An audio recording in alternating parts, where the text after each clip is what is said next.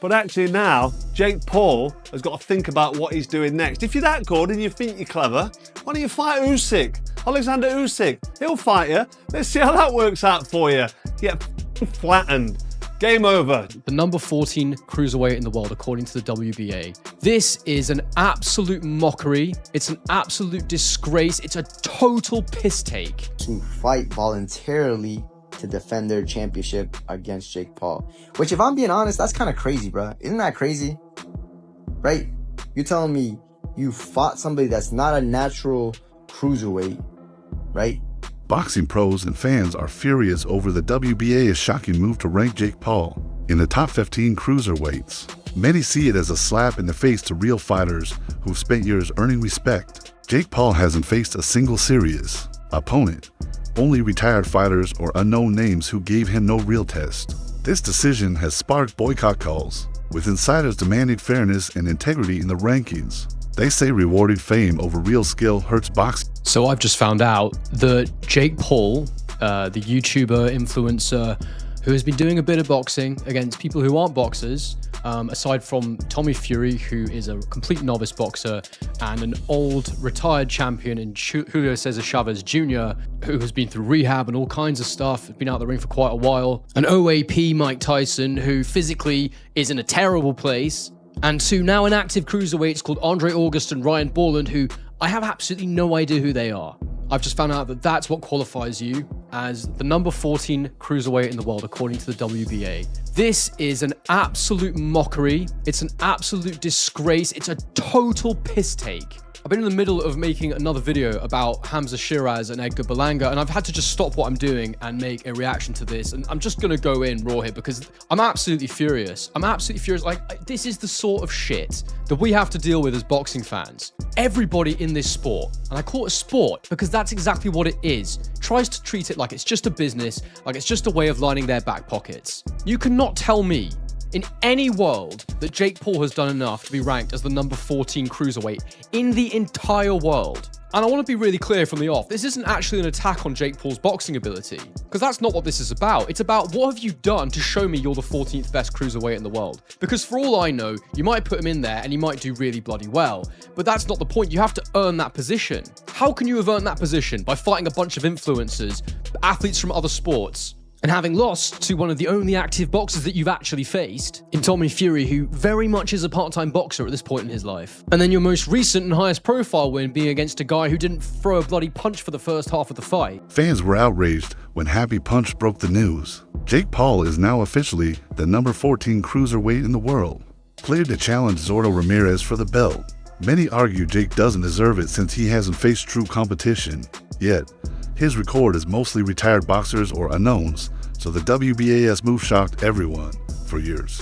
Real contenders have fought brutal fights and trained endlessly to earn these spots. Now they may have to fight Jake Paul just to protect their titles from a YouTuber who skipped the grind. The outrage is clear. Beating Julio Cesar Chavez Jr. has now been moved to number 14 in the WBA official rankings, meaning he can be a voluntary defense for Zurdo Gilberto Ramirez's world title. But this is now where we need to beg the question of what is wrong with these rankings, because there is no world where Jake Paul is the 14th best cruiserweight. What do we do? What's boxing got to do to save this? Is it go to a one belt division like the UFC have, or is it just for the divisions that we've got and the belts that we've got to actually just sort themselves out? Make sure you subscribe for the updates. We'll keep it coming, but this is mental. The backlash grew as insiders accused the WBA of chasing profit over principle. Giving Jake this ranking looks less about boxing skill and more about the money he brings in. By doing so, the WBA risks losing respect among fighters who worked their way up by facing real tests. Many now feel the cruiserweight belt means less, with money talks overtaking true sporting values. After defeating Julio Cesar Chavez Jr., the WBA decided to give Jake Paul a ranking. According to them, he's the 14th best cruiserweight boxer in the world. I know they're trying to push him for a title shot and it's the show business and whatnot, but you're disrespecting all the cruiserweight boxers with this one. And to even be ranked, aren't you supposed to actually defeat someone who's ranked? Julio Cesar Chavez Jr. hasn't been ranked in years. Jake Paul's win over Julio Cesar Chavez Jr. definitely boosted his image in boxing. What used to be seen as a circus act is now a real campaign to climb the ladder. That win opened doors that forced champs to take him seriously. His knack for shutting up critics and making boxing's old guard notice shows how well he's flipped the narrative. But many still argue he got this boosted. So now that Jake Paul won his fight against Julio Cesar Chavez Jr., he's apparently ranked top 15 cruiserweights in the world. And apparently, I guess now, world champions are able to fight voluntarily to defend their championship against Jake Paul. Which, if I'm being honest, that's kind of crazy, bro. Isn't that crazy? Right? You're telling me you fought somebody that's not a natural cruiserweight, right? And now you're automatically ranked top 15 and you could fight a couple of world champions and it makes sense. Not that I think he beats any of them. I'm gonna be completely honest. I can't see it, bro. If Jake ends up beating somebody, yo, shout out to him. He finessed his way to the fucking top and a world champion and really like cemented himself into the history books. But the way that he boxes, he's just very sluggish. It's kind of slow. You know, I think any cruiserweight world champion, even Badu Jack, will defeat him. And I actually don't even understand why he even wants to fight Anthony Joshua, besides the bag, obviously. But what do you guys think, though? This whole shit has gone crazy. Critics say Jake's win over Julio Cesar Chavez Jr. was nothing special. Julio, once respected, barely fought back. He looked more like a standing target than a real threat. His lack of offense made Jake's job simple.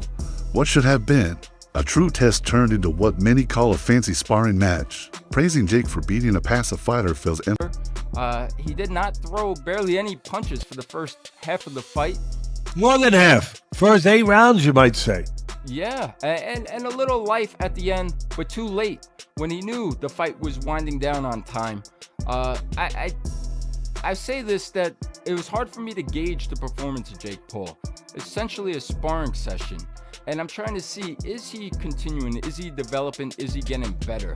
And off of this fight, it was hard to gauge when you're fighting a puncher bag, but then towards the end of the fight, I thought he was exposed. The stamina started to dip. The defense wasn't tight. There was some technical flaws. You could find them. You could hit him. In the end, he gets a decision. He gets another win. He keeps his show moving on. What'd you make of this fight?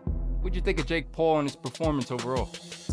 Making no excuses for Jake Paul. Give him credit for what he's done with his career, with his promotion, with his business, with his dream. Give him credit. Give the guy credit. God almighty, he takes risks. Julio Cesar Chavez Jr.'s reputation for underperforming is well known.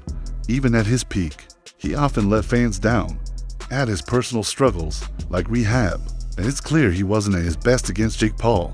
Many believe Jake's camp chose Julio for this very reason, an easy win over a faded name to jump up the rankings fast. This smart matchmaking. Chavez Jr., one guy performed, one guy did what he was supposed to do, brought the fight in, and one guy just didn't. And if I'm talking about Jake Paul and a former world champion, you'd think that what I'm about to say favors the former world champion. And then you realize I'm talking about Chavez Jr., and then you say, no, well, okay, we have to flip those because Chavez Jr. is known for disappointing on the biggest stage, and that's what happened again here. I cannot how disappointed I am in watching Chavez Jr. over the first 1, 2, 3, 4, 5 rounds throw a total of 36 punches. I didn't say land. That's not what I said. I said throw. Chavez Jr. threw 36 punches over 5 rounds. And out of the 36 he threw, he landed 8. 8 punches through 5 rounds. 15 through 6, 20 through 7. He landed 20 punches through 7 rounds. Rayo Valenzuela's praise for Jake gave him some respect in the boxing community. As a fighter himself, Rayo's comments show Jake's progress hasn't gone unnoticed. But people still question if one win over a faded fighter is enough for a top 15 rank. Some say Rayo's words were more about respect between fighters than a real stamp of approval. For Jake, I missed it. I want to get your reaction to the fight. Oh, great fight. Julio's back after all he's been through. So, I tip my hat off to him. It's not easy, especially through, what life throws at you sometimes. But, it was a good fight. What'd you make of how Jake Paul looked and fought? He doing his thing. Jake Paul's looking good. Shout out to him. Yeah. Do you think he's ready to like fight like maybe a top 15, top 20? Sure, yeah. So I guess where does Junior go from here in your opinion? It's up to him. He can retire if he want, or he can have another, fight like this. Fight a YouTuber or something. Yeah. In terms of you, Rayo, when can we see you back in the ring? I'll be back like in the fall, hopefully. The fall? Yeah. Do you have an opponent in mind? Nothing set in stone. All right. Hey, just want to get your thoughts. The rematch between Lamont and Roach, how do you see it? I mean, Tank and Roach. That's a good fight. 50-50 fight, like the first fight. I'm going to go, I don't know, whoever. Finally, Canelo and Crawford. Break it down. That's a good fight, man. That's a good fight. It's hard to count Crawford out, man, because he's just a dog. And if anybody's going to do it, it's going to be Crawford or Benavidez, So, Crawford, I don't know. I'll 50-50. All right, Rayo, thank you. Thank you. Carl Frock's blood words show what many legends think about Jake Paul's sudden climb. The ex-champ didn't hold back. He said if Jake is serious, he should fight someone like Usyk. Frock even mocked Jake as a cloud fighter, echoing what many in boxing feel. He questioned the claim that Jake has knockout power, saying it's meaningless given his soft opponents. Frock's dismissal shows the big divide. Some see Jake as just a marketing trick, others want proof he's real. Until Jake faces a real threat, the doubt won't. It's like he's hitting him with a feather duster, just flicking it in his face. It does make you question them wins he's had, where he's hit him with one shot and they fell on the floor like they've been tasered. Can you imagine that being my dream fight and my biggest payday? Fighting a clown. Jake Paul don't know what to do with himself when he's under pressure. He's on his back foot looking at the floor, probably closing his eyes. It's fair to say he's absolutely useless, isn't it? Jake Paul. He can't fight, can he? I reckon looking at that, how many rounds do you think I need to beat Jake Paul? Seriously, 2 rounds or a round? 1 round? Is that the end of Jake Paul now or what? He's absolutely useless.